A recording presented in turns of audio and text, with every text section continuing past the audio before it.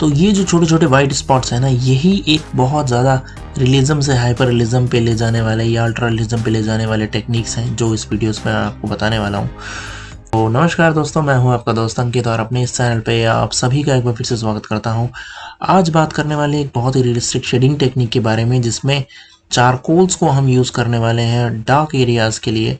और जैसा कि मैंने आपको पहले ही बताया है, ग्रेफाइट को यूज़ करेंगे लाइटर एरियाज़ में। तो रियलिज्म या फिर हाइपर रियलिज्म या फिर अल्ट्रा रियलिज्म में जब हम जाते हैं तो इस टेक्निक को हम जनरली यूज़ करते हैं, क्योंकि बहुत ज़्यादा टाइम भी हम इसमें सेव कर पाते हैं। तो इस ट्यूटोरियल की अब शुरुआत करते हैं। तो आउटलाइंस मैंने इसमें पहले ही ड्रॉ की हुई हैं, तो आउटलाइन ड्राइंग ट्यूटोरियल नहीं है ये है शेडिंग ड्राइंग ट्यूटोरियल। ट्यूटोरियल शुरू करने से पहले मैं आपको एक चीज़ बता देता हूँ। अगर आपको आर्ट बहुत बेसिक से शुरुआत से सीखनी है, कौन सी पेंसिल्स है, कहाँ यूज़ करनी है, तो मेरी स्किल शेयर क्लास और यूडेमी क्लास को ज्वाइन कर सकते हैं। डिस्क्रिप्शन बॉक्स में उसका लिंक है। तो ये रहा एक इन्फॉर्मेटिव जो आप सभी के लिए हेल्पफुल हो सकता है, उन सभी लोगों के लिए जो आर्ट को, ड्राइंग को बहुत बेसिक से सीखना चाहते हो। अब बात करते हैं अपने ट्यूटोरियल पे जो हमारा चल रहा है। तो जैसा कि मैंने आपको बताया, ये आउटलाइन ड्राइंग ट्यूटोरियल नहीं है, ये शेडिंग के ऊपर बेस्ड ट्यूटोरियल है, जिसमें हम डार्क एरियाज में चारकोल को यूज़ करेंगे। और जो पेपर यूज़ कर रहे हैं हम, ये है स्मूथ पेपर। कोई भी कंपनी का स्मूथ पेपर, मतलब अगर आपको कोई भी और कंपनी नहीं मिल रही तो आप कौन सा यूज़ कर सकते हो, कोई भी आइवरी स्मूथ पेपर जो आपको मार्केट में अवेलेबल हो। लेकिन अगर कोई अच्छा ब्रिस्टल स्मूथ पेपर आप ले सकते हो मार्केट से, तो वो ज़्यादा अच्छा होगा। कोई भी कंपनी का हो सकता है, वो कैंसन का हो सकता है, वो स्ट्रैथमोर का हो सकता है, वो फिर ब्रूस्टो का हो सकता है, क्लैरेफॉन्टेन का हो सकता है, कोई भी हो सकता है। यहाँ पे मैं जो यूज़ कर रहा हूँ वो क्लैरेफॉन्टेन का है। तो इसको टेस्ट भी कर लेंगे, क्योंकि इस पे हमने आज तक कभी ड्रॉ नहीं किया है। तो मैं इसमें क्या कर रहा हूँ, ये थोड़ा सा अलग कर रहा हूँ। इस बार ट्यूटोरियल को क्या कर रहा हूँ, मैं ऊपर से नीचे की ओर फिनिश कर रहा हूँ। जनरली मैं आईज से शुरुआत करता हूँ और आप लोगों को भी यही सजेस्ट करता हूँ, लेकिन थोड़ा सा डिफरेंट करने के लिए इस ट्यूटोरियल को मैंने टॉप से शुरुआत किया है। जैसे कि हम प्रिंटिंग स्टाइल जिसको बोलते हैं ना, वही मैं यूज़ कर रहा हूँ यहाँ पे। तो देखिए, सबसे पहले मैंने हेयर से ही शुरू कर दिया, और जो कि मुझे पता है कि बहुत डार्क एरिया है, तो मैंने डायरेक्ट चारकोल पेंसिल वहाँ अप्लाई कर दी। अब इसमें एक दो तरीके हो सकते हैं, या तो आप direct charcoal powder charcoal pencil से निकाल करके, या चारकोल पाउडर अगर आपके पास हो, या कंप्रेस चारकोल से ये निकाल करके उसको डायरेक्ट ब्रश से आप अप्लाई कर सकते हो इसके ऊपर ड्राई पाउडर कोई, जो कि मैंने पिछले कुछ ट्यूटोरियल्स में बताया था, हाइपरलिज्म वाले सीरीज में बताया था। अदरवाइज जैसे मैं अभी कर रहा हूँ, चारकोल पेंसिल पहले यूज़ करो और उसके बाद फिर इस ब्रश से, जो बहुत ही इंपॉर्टेंट है, देखो कैसे ब्रश आपको यूज़ करना है, बिल्कुल रफली, क्योंकि यहाँ पे चारकोल है, पूरा ब्लैक करना है आपको, ज़्यादा कुछ सोचना नहीं है इस बारे में। तो उस तरह से भी आप स्मच कर सकते हो। लेकिन एक चीज़ का ध्यान रखना, जब भी आप इस तरीके के स्मूथ पेपर पे ड्रॉ करते हो तो दो तीन लेयर चढ़ानी पड़ती है, क्योंकि एक लेयर जब आप करते हो और उसके बाद जब आप उस पर स्मच करते हो, देखोगे कि बहुत सारा पाउडर जो है वो वेस्ट हो गया है, निकल के हट गया है पेपर पे।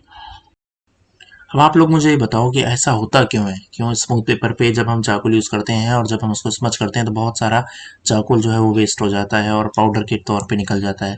इसका सही जवाब मुझे बताना कमेंट बॉक्स में, और उसको मैं दूंगा एक स्पेशल अवार्ड, स्पेशल इनाम, कोई सा भी छोटा सा प्यारा सा। लेकिन मुझे जवाब चाहिए कमेंट बॉक्स में। जो भी इस चीज़ का आंसर जानता होगा, एकदम एग्जैक्ट आंसर जो मुझे पता है, वही आंसर मैं सुनना चाहूँगा। तो ऑब्वियस बात है, क्योंकि मैं ही अवार्ड दूंगा, तो मुझे जो आंसर ठीक लगेगा, और इसका एक स्पेसिफिक आंसर है, ऐसा क्यों होता है, प्लीज़ मुझे बताना कमेंट बॉक्स में। अब आ जाते हैं वापस दोबारा से अपने पोर्ट्रेट के ऊपर। एक हिंट ज़रूर दे देता हूँ कि ऐसा होता है इसलिए है क्योंकि कुछ ना कुछ इसमें मेन रोल पेपर का है। ठीक है, आ जाओ, अब आते हैं ट्यूटोरियल पे वापस। तो जैसा कि आपने देखा, मैंने उसको स्मच किया, सेकेंड लेयर ऑप्ट की, फिर से स्मच किया, और अब मैं हेयर को अभी यहाँ पे ही ऐसे छोड़ देने वाला हूँ, इसको फिनिश नहीं करेंगे अभी। नीचे की ओर आते हैं थोड़ा सा, मतलब अब हम ग्रेफाइट पेंसिल को यूज़ करते हैं, ताकि आपको शुरू शुरू में ही वीडियो के 2-3-4 मिनट में समझ में आ जाए कि इनिशिएट कैसे करना है, फिर हम फिनिशिंग पे बात करेंगे। तो अब मैं क्या कर रहा हूँ कि मैंने ग्रेफाइट पेंसिल को यूज़ किया है फोरहेड ड्रॉ करने के लिए। और फोरहेड में जैसे आप देख रहे हो कुछ ग्रे टोन्स हैं, लाइट ग्रे टोन्स हैं, तो वहाँ आप चारकोल डायरेक्ट यूज़ मत करना, इस चीज़ का ध्यान रखना। नहीं तो फिर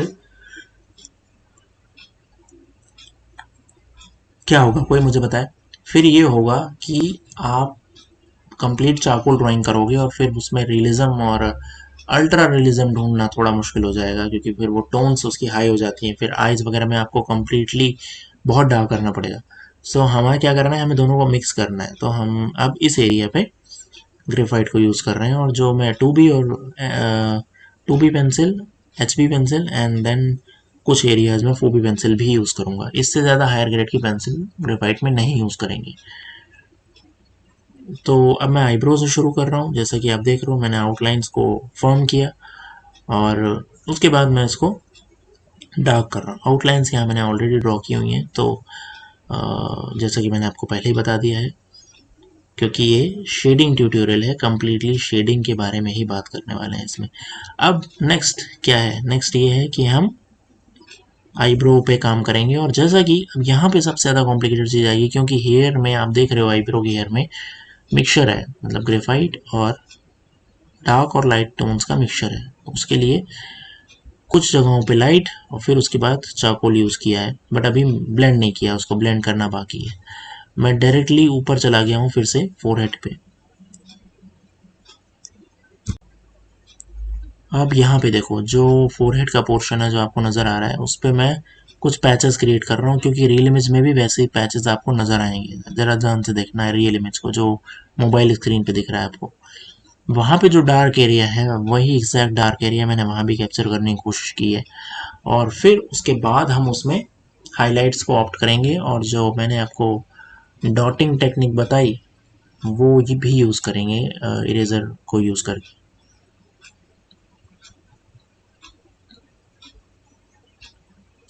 ड्राइंग करते समय एक चीज़ हमेशा ध्यान रखा करिए, जब भी आपका जो हैंड है वो ड्राइंग पे बहुत ज़्यादा टच नहीं होना चाहिए। इस टाइप की ड्राइंग में खासकर आपका हाथ बार बार ड्राइंग पे जितना टच होगा उतना ही पेपर को ख़राब करेगा।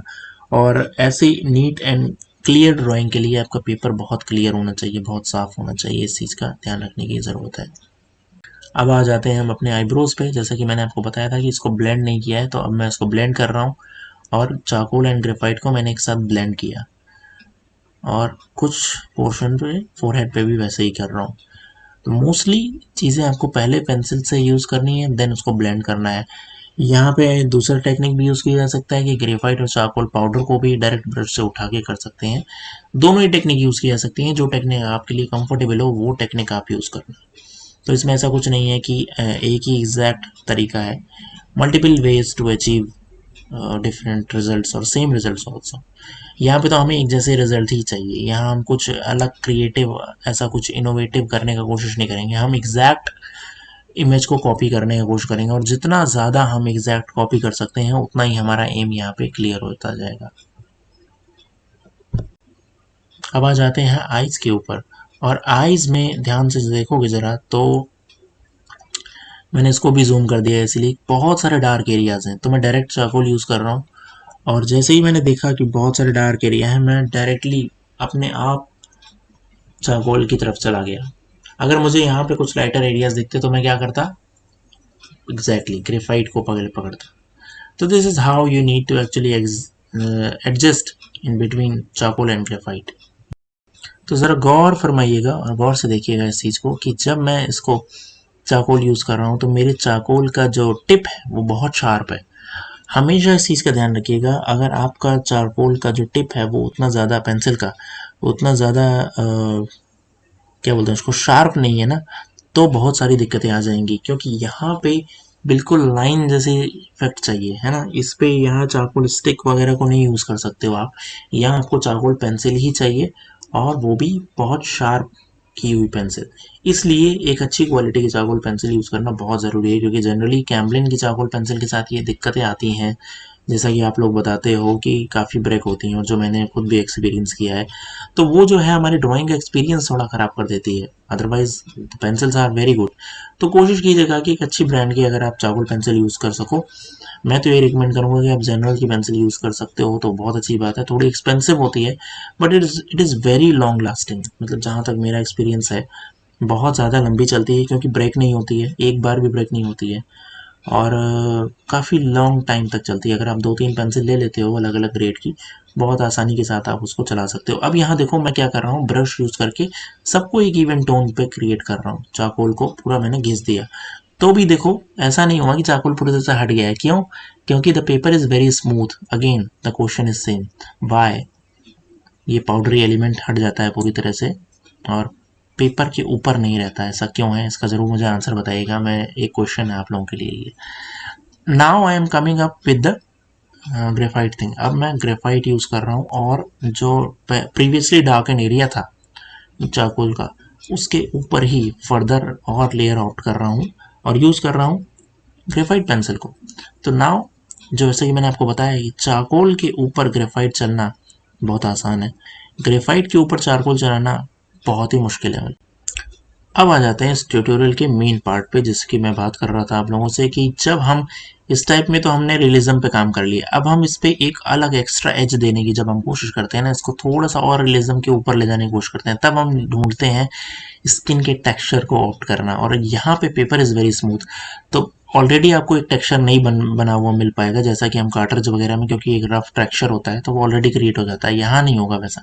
यहाँ you have the freedom to basically create the texture, और उसके लिए हमें इस टाइप के इरेजर पेंसिल को यूज़ करके और साइड से हम पेंसिल को मारते हैं, मतलब नॉट विद अ टिप, जो कि साइड है इरेजर का, वहाँ से हम उस पर स्ट्रोक्स चलाना शुरू करते हैं, जैसा मैं यहाँ पे दिखा रहा हूँ आपको। तो एक बार दोबारा से देखो कैसे मैं स्ट्रोक्स को क्रिएट कर रहा हूँ, कैसे डॉट्स को क्रिएट कर रहा हूँ। अब ये ज़रूरी नहीं है कि एग्जैक्टली वैसे ही हो जैसे रियल इमेज में है, फिर वो असंभव सा बात हो गई, फिर वो ये बात हो गई कि आप बहुत ज़्यादा टाइम लगा दोगे उसमें अगर आप वैसे करने जाओगे।